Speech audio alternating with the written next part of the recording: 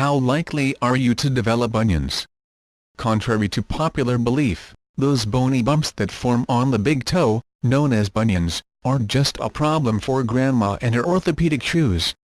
Almost a third of adults have them, and unfortunately, they can be developed at any age.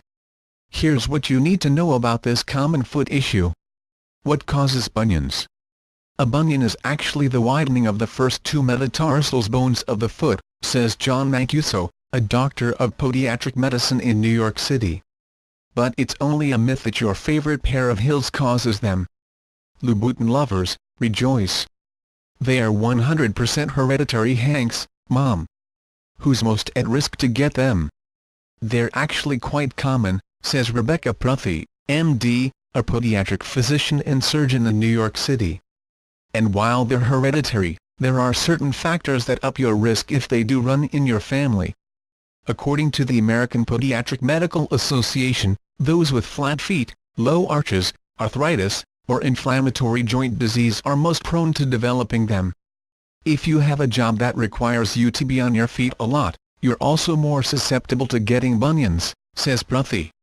While men are just as likely to have a predisposition for bunions as women, a study published in the journal Arthritis Care and Research found that bunions occur more frequently in women. Mancuso says about 85% of his patients are female. That's where your choice of shoes comes in. While heredity is the underlying cause of bunions, high heels can trigger one since they put more pressure towards the front of the foot, where bunions form, says Pruthi. Is there anything you can do to prevent bunions in the first place? Mancuso says exercises that strengthen the arches of your feet like calf raises can slow the spreading of the bones in your foot.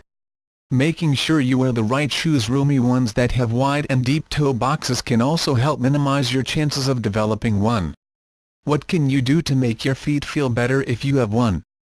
Pruthi suggests looking for shoes made from natural material like leather that offer a little give for the most comfortable fit. Bunions can also prove to be particularly bothersome for runners, as they tend to cause serious pronation and inward rolling of the foot when you walk or run. So you should try arch supports or special kicks that accommodate for pronation. Surgery is the only true fix, though. When should you consider surgery? Most people think that bunion surgery just involves taking a hammer and chisel and knocking off the bump, says Mancuso. That's only part of it. Fixing the underlying cause means narrowing the forefoot where the bones have spread apart. A podiatric surgeon will cut the bone so that they can literally realign the joint and bring the bones closer together. So when is surgery worth it? It all depends on how bothersome the bunion is. If it becomes painful, difficult to walk, or difficult to wear shoes, those are the three reasons we consider for surgery, says Pruthi. And people are beginning to consider surgery younger and younger, say experts. Mancuso says the bulk of his patients are in their mid-30s to early 40s. The younger you do it, the less surgery is necessary, says Mancuso, who explains that the procedure is much easier if it's performed before the foot has done serious spreading. Just keep in mind that it is possible for your bunion to come back even after surgery.